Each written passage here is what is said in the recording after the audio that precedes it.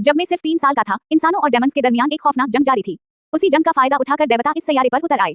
जंग बरसों तक चलती रही और देखते ही देखते इंसान तकरीबा खत्म हो गए। पानी जहरीला हो गया, जमीन बर्बाद हो गई और हमारी पूरी दुनिया जहन्नम बन गई। लेकिन हमारी मुसीबत यहाँ खत्म नहीं हुई। देवताओं ने हमें आजाद इंसान नहीं समझा बल्कि चिड़ियाघर के जानवरों की तरह पिंजरे में कैद कर लिया। मेरा नाम भी मुझसे छीन लिया गया। अब मैं सिर्फ एक नाम नहीं था, मैं सिर्फ एक नंबर था। हमारी नस्ल को पहले जंग की नस्ल कहा जाता था, लेकिन अब हमें गुलाम नस्ल कहा जाता है, क्योंकि देवता हमें खाना भी मुफ्त में नहीं देते। मगर असल हकीकत इससे भी ज्यादा खौफनाक थी। ये देवता दरअसल खुदा नहीं थे, बल्कि किसी दूसरी कायनात के आला बदी नाज़रीन थे, जो हमारी जिंदगी और मौत को सिर्फ एक तफरीही शो समझते थे। उसीलिए इन्होंने एक खतरनाक खेल बनाया। कभी इंसान इंसान के खिलाफ लड़ता, कभी इंसान डेमन के खिलाफ, और कभी इंसान को खूंखार जानवरों के सामने फेंक दिया जाता। यहाँ सिर्फ एक उसूल था, जिंदा रहो या मर जाओ। और फिर मेरी बारी आई। जैसे ही मैं एक शीर जैसे खौफनाक दरिंदे के सामने मैदान में उतरा, दूर बैठे अरबों नाज़रीन मुझे देखने लगे। कोई चीट में लिख रहा था दिलचस्प, और कोई मुझे कासमा कॉइनस बतौर इनाम भेज रहा था। मैंने एक एक करके अपनी मुखालिफिन को शिकस्त दी और आखिरकार वो छोटा सा नीला भूत मेरे सामने आया। इसने कहा, तुम पहली पोजीशन पर आ गए हो, तुम्हें इनाम में 1000 कॉइनस मिले हैं और नाज़रीन की तरफ से भी हजारों कॉइनस की टपस आई हैं। अब उनका इस्तेमाल करो और अपनी ताकत बढ़ाओ। 3 साल की उम्र में पिंजरे में कैद होने वाला वो बच्चा, जो 10 साल तक जानवरों की तरह जिंदा रहा, आज इन्हीं देवताओं के खूनी खेल का सबसे खतरनाक खिलाड़ी बन चुका था। खून से लथपथ वो सुर्ख बालों वाला लड़का अब मैदान जंग का आम खिलाड़ी नहीं रहा था, वो एक मशहूर स्टार बन चुका था और उसके साथ उसका नीला सलाइन दोस्त भी मौजूद था। अरबों नूरी साल दूर बैठे देवता इसका मुकाबला लाइव देख रहे थे। कोई हजारों कॉइनस टिक कर रहा था और कोई चीट में कह रहा था, उसे डेमन कुंग के साथ लड़वाओ। जब वो 18 साल का हुआ तो देवताओं ने उसे एक खास मिशन दिया, 20 साल माजी में वापस जाओ और एक मुकद्दस आसमानी नवादिरात का टुकड़ा तलाश करो। लेकिन देवताओं का असल मकसद कुछ और था। वो माजी को बदलना चाहते थे। 20 साल पहले ही इस सैयारे पर पहुंचकर इंसानों को जल्द गुलाम बनाना और अपना खौनी शो वक्त से पहले शुरू करना चाहते थे। मगर उसी दौरान वक्त के बुजुर्ग, जो जंजीरों में जकड़े हुए थे, इसके पास आए और इसके माथे पर जादुई निशान लगाते हुए बोले, अगर हम माजी में आ ही गए हैं तो मजीद इंसानों को देवताओं का गुलाम क्यों बनाएं? मैं तो ज्यादा से ज्यादा इंसानों को बचाना चाहता था। वक्त के बुजुर्ग ने सुर्ख बालों वाले से हाथ मिलाया और कहा, देवताओं के लिए मजीद गुलाम ढूंढने से बेहतर है कि 20 साल पहले वाले उरूज पर मौजूद इस सैयारे को ही बचा लिया जाए। सुर्ख बालों वाला बोला, तुम्हारे साथ इस मुकद्दस टुकड़े की तलाश करना मेरे लिए एजाज है। मैं बचपन से तुम्हारी कहानियां सुनता आया हूँ। बुजुर्ग ने कहा, ज्यादा बढ़ा चढ़ाकर मत बोलो। दोनों मेले जैसे शहर में चल रहे थे कि एक ने पूछा, घर आखिर होता क्या है? दूसरे ने जवाब दिया, तुम तो मुझसे भी ज्यादा इंसान नहीं लगते। आखिरकार वो हिंटर एसोसिएशन के सबसे बड़े हेडक्वार्टर पहुंच गया। वी साइन बनाकर खुशी से बोला, चैकुन। और इसका नीला दोस्त भी साथ खुशी मीना रहा था। ऊपर बैठे तमाम देवता लाइव चीट में दीवाने हो रहे थे। कोई कह रहा था, क्या जबरदस्त तहजीब थी। दूसरा बोला, हमने ही तो उसे मिटा दिया, जबकि सबको बस डेमन लॉर्ड की लड़ाई देखने की फिक्र थी। दूसरी तरफ भूरे बालों वाला खामोशी से खड़ा था। तब अचानक इसके सिस्टम में एक हनक जाहिर हुआ। लीव के सिस्टम को क्रैक करने की कोशिश जारी है। 10% मुकम्मल। फिर इसके सिस्टम ने खुद कहा, हाँ तुम्हारा शक दुरुस्त है, लीव के पास भी हमारी तरह एक पोशीदा सिस्टम मौजूद है जो सिर्फ उसी को नजर आता है। फिर बोला, वाइज मास्टर। भूरे बालों वाले ने दूर से उसे हुआ में हाथ हिलाकर किसी अनदेखी चीज से बात करते देखा और सोचा, देखो ये हुआ मैं किससे बात कर रहा है, जरूर कुछ गड़बड़ है। तभी इसके सिस्टम ने खतरनाक वार्निंग दी, हनक तुम एक इंसान नहीं हो। लंबे बालों वाली लड़की ने कहा, ली है को जो बीमारी लगी है, लगता है वो बाई चंग फैंग और इस नए लड़के को भी लग गई है। सब ये सुनकर हैरान रह गए। ऊपर से 2 लड़कियां बोली, क्या ये नया लड़का भी? जबकि सुर्ख बालों वाला खामोशी से खड़ा सबको देख रहा था। भूरे बालों वाले ने दरवाजा खोला और कहा, आओ मैं तुम्हें अपने साथियों से मिलवाता हूँ, ये सब बहुत जबरदस्त लोग हैं, तुम्हें जरूर पसंद आएंगे। सुर्ख बालों वाले डेमन लॉर्ड ने आंखें सकीर कर सोचा, क्या डेमन लॉर्ड भी कभी इंसानों की तारीफ करता है? ये दुकान वाली तस्वीर इस मंजर का हिस्सा नहीं थी, इसलिए उसे नजरअंदाज कर दिया गया। सुर्ख बालों वाले डेमन लॉर्ड ने सबको हेलो कहा और बोला, यहाँ का माहौल बहुत अच्छा है, बिल्कुल घर जैसा महसूस हो रहा है। अंदर एक जोड़ा खिड़की से बाहर देख रहा था, जबकि सोफे पर बैठे 2 लड़के इस नए डेमन लॉर्ड को हैरत से घूर रहे थे। नीचे खड़े काले बालों वाले लड़के और भूरे बालों वाली लड़की ने मुस्कुराकर कहा, हेलो, तुम ही वो नए लड़के हो ना जिसे बाई चंग फैंग यहाँ लाया है? असल बात ये थी कि बाई चंग फैंग एक ऐसे लड़के को अपनी टीम में ले आया था जो हकीकत में डेमन लॉर्ड था, लेकिन हैरत अंगेज तौर पर उसे ये टीम दुश्मनों की नहीं बल्कि एक हकीकी खानदान जैसी महसूस होने लगी थी।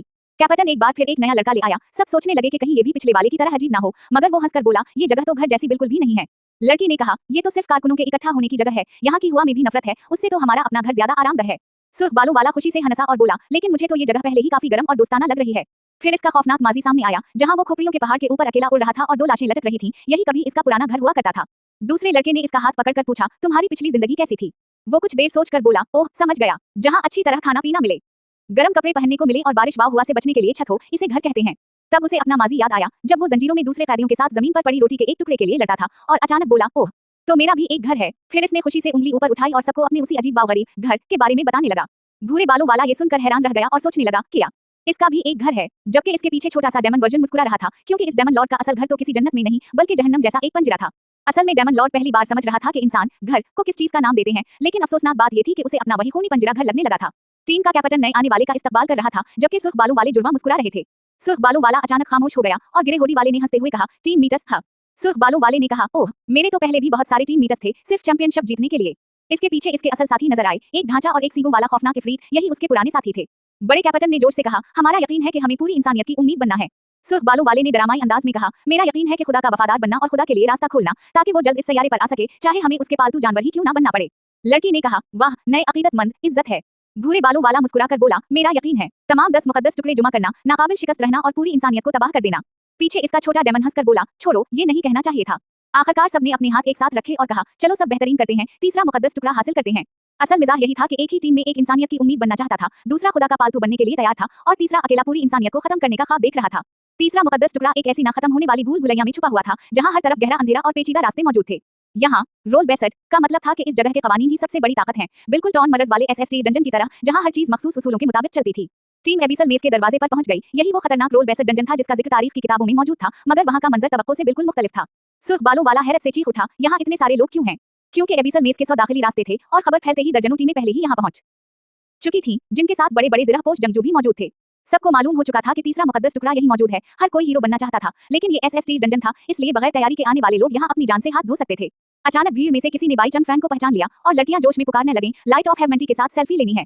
और हमारा सुर्ख बालों वाला बेचारा एक कोने में रोते हुए बोला, इन्फॉर्मेशन लीक हो गई, अब मैं बेकार हो गया। जबकि पूरी टीम बाई चंग फैन के साथ तस्वीरें बनवाने में मसरूफ थी। यानी तीसरी मुकद्दस टुकड़े की दौड़ शुरू हो चुकी थी। मेज खतरनाक थी, हर कोई हीरो बनने का ख्वाब देख रहा था और बाई चंग फैन तो डंजन में दाखिल होने से पहले ही सेलिब्रिटी बन चुका था। सुर्ख बालों वाले ने उदास लड़के के कंधे पर हाथ रखा और कहा, दिल छोटा मत करो, जब से मैंने तुम्हें अपना टीममेट बनाया है, हम हमेशा साथ रहेंगे, साथ लड़ेंगे और साथ जीतेंगे। भूरे बालों वाले ने उसे गले लगाकर हौसला दिया, जबकि पीछे खड़ी लड़कियां इसे देखकर शर्मा रही थीं। सुर्ख बालों वाले ने आंखों में सितारे सजाकर मासूमियत से कहा, तुम वाकई अच्छे इंसान हो, मैं पूरी कोशिश करूंगा। लेकिन दिल ही दिल में सोचा, एक और बेवकूफ को उल्लू बना दिया, बच्चों को धोखा देना कितना आसान है। भूरे बालों वाला आगे बढ़ते हुए बोला, मुकद्दस नवादिरात का टुकड़ा इस भूल भुलैया के आखिर में होना चाहिए। टीम परेशान होकर बोली, अगर हम गलत रास्ता लेकर बंद रास्ते में पहुंच गए तो?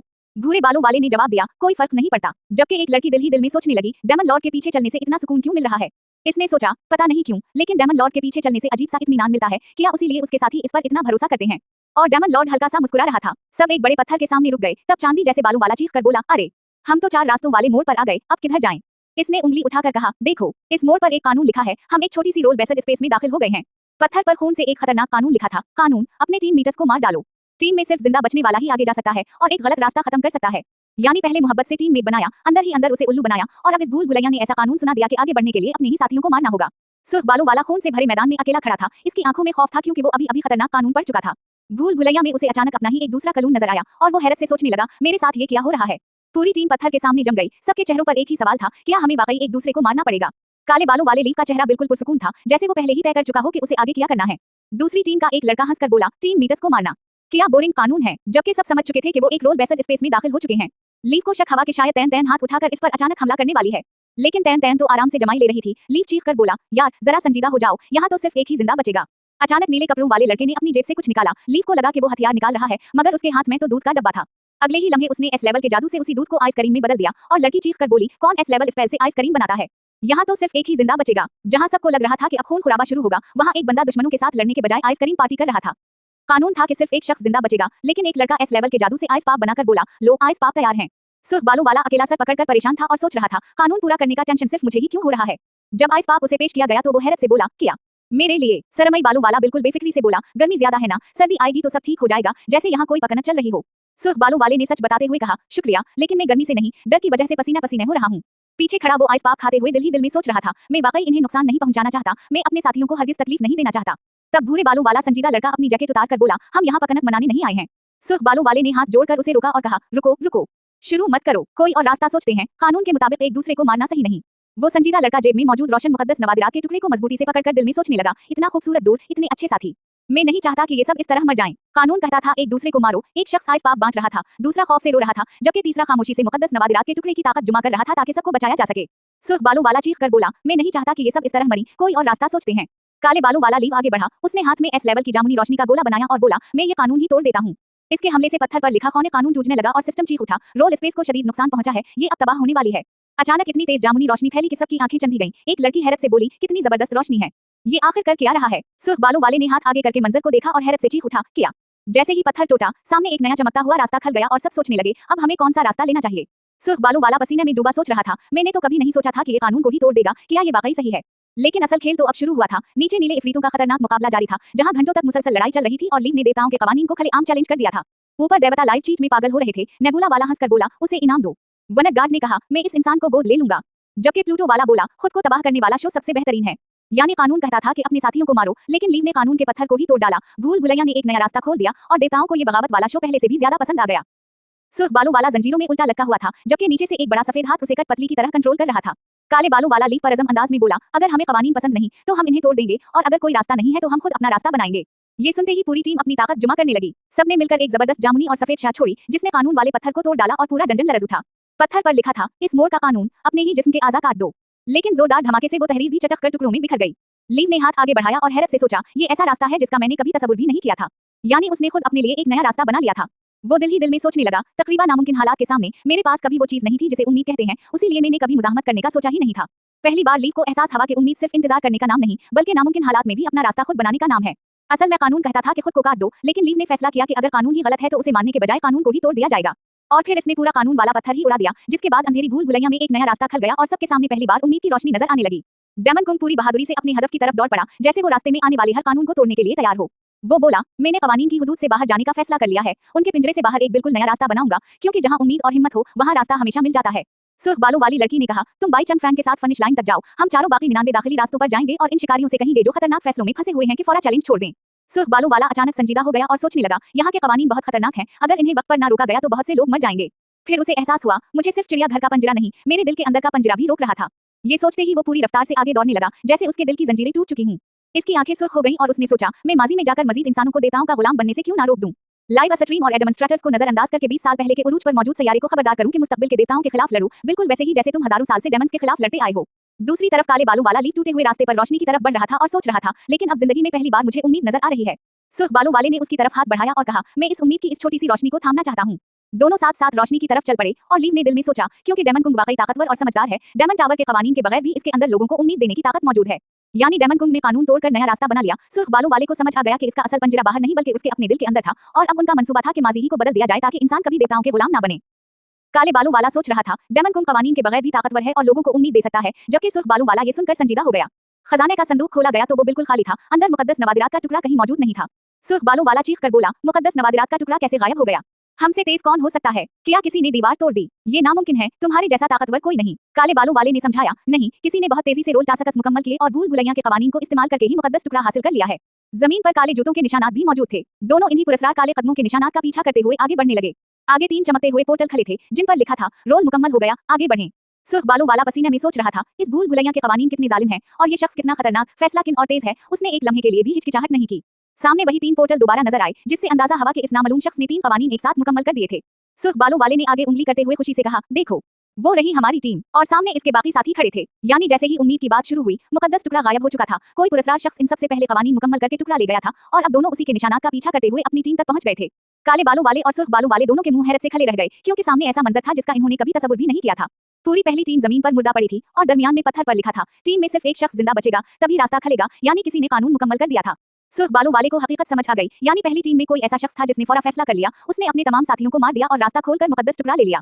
काले बालों वाले लीव के सीने में अचानक जामुनी रोशनी चमकने लगी, जैसे मुकद्दस टुकड़ा इसके अंदर मौजूद किसी ताकत के साथ रद्दअमल कर रहा हो। सुर्ख बालों वाले ने लीव को वहां से जाते देखा और चौंक कर सोचा, रुको, ये शख्स कहीं वही तो नहीं। लेकिन दूसरी तरफ लीव दिल ही दिल में सोच रहा था, 3 महीनों से इंसानी दुनिया में मिशन करते करते मुकद्दस टुकड़ा ढूंढ रहा हूं, तफरी का वक्त ही नहीं मिला, अब थोड़ा आराम करने का बेहतरीन वक्त है। यानी असल चौसठ ये था कि किसी ने पहले ही अपनी पूरी टीम को खत्म करके मुकद्दस टुकड़ा हासिल कर लिया था। सबको शक किसी और पर था, मगर टुकड़े की जामुनी रोशनी दरअसल लीव के अंदर से निकल रही थी।